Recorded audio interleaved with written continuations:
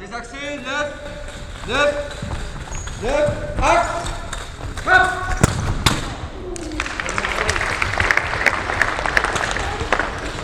On a créé au Sporting donc une équipe de CC Foot. Le CC Foot c'est du football et qui se joue à 5 comme au futsal, hein, mais c'est pour les non-voyants.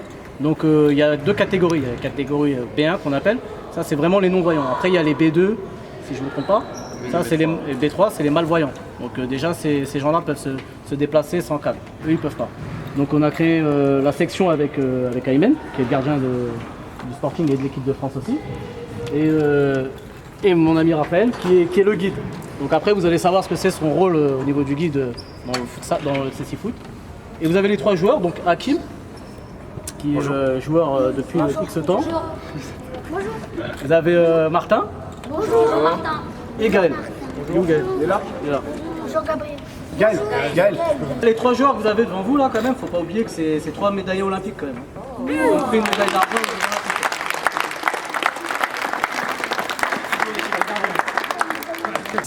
C'est l'adaptation du futsal. Donc ça se joue 5 contre 5. C'est du CC Foot.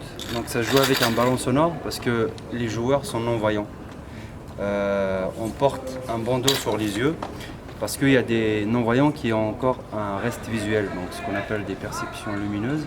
Donc pour mettre tout le monde à égalité, on met tous des bandeaux sur les yeux. Donc ça se joue, comme je dis, 5 contre 5. Vous avez un gardien qui est voyant, comme Ayman, c'est notre gardien, lui il est voyant, donc il est valide. Et 4 joueurs de champ qui sont non-voyants.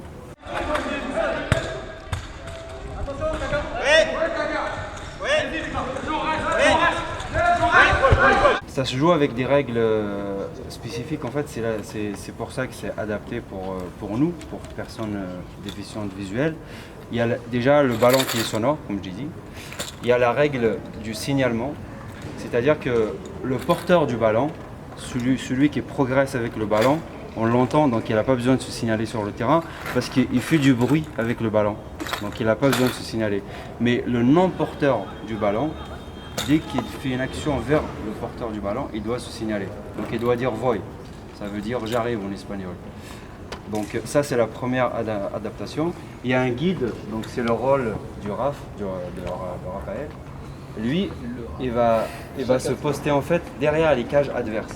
Donc il va plutôt donner des indications sonores pour les attaquants. Dans la zone des 13 mètres offensifs, donc il va parler à Martin et Gaël par exemple qui sont attaquants. Il va leur parler, mais il ne va pas forcément les guider, rien que par le son de sa voix. Ils vont repérer en fait les cages. Photo gauche. Photo droit. Axe, axe, axe. Yes. Comment on peut, par exemple, le monsieur il est à droite et il y a Martin qui est à gauche, mais comment il peut faire la passe Déjà, si tu veux, il y a, comme dans le foot, comme dans tout sport, tu as des positionnements à peu près établis, on va dire. On connaît nos positionnements de départ. Moi, je vais savoir que Hakim joue à tel endroit, Gaël joue à tel endroit. Et donc déjà, à partir de là, quand on fait une passe, on sait à peu près vers qui on va la mettre. Et après, on s'appelle, comme tu peux le faire dans le foot valide aussi.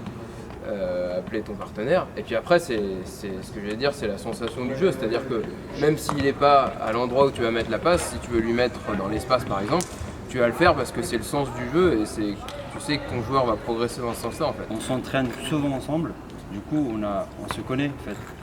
C'est-à-dire que on sait quand, moi je sais quand Martin ou quand Gaël ou quand Aymen ou Samir parlent, je sais où il se trouve, parce que je connais sa voix en fait, donc je le repère facilement sur le terrain. Tu sais où est le but ? Il y a un défenseur en face de moi ? Non, il n'y a personne. Non, il n'y a personne pour Mais l'instant. t'es proche du but, donc fais 2-3 trucs et après frappe. Ah, je suis pas loin. Ouais, t'es pas loin. Vas-y, Anne, il est dans l'axe là, il est dans l'axe. Vas-y, avance. Allez, frappe.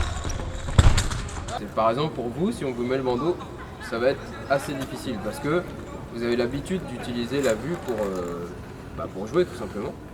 Mais pour nous, c'est pas plus dur que faire autre chose, c'est-à-dire que, je sais pas, que se déplacer pour venir à l'entraînement par exemple, dans la rue ou quoi que ce soit. Voilà, exactement. C'est ça, exactement ça. C'est l'habitude.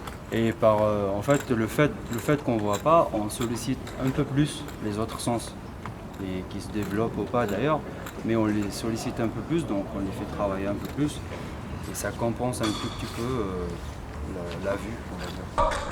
Encore. Allez, frappe. Nickel. Allez, vas-y. Ok, axe, frappe. Allez, frappe, Théo, frappe. Allez.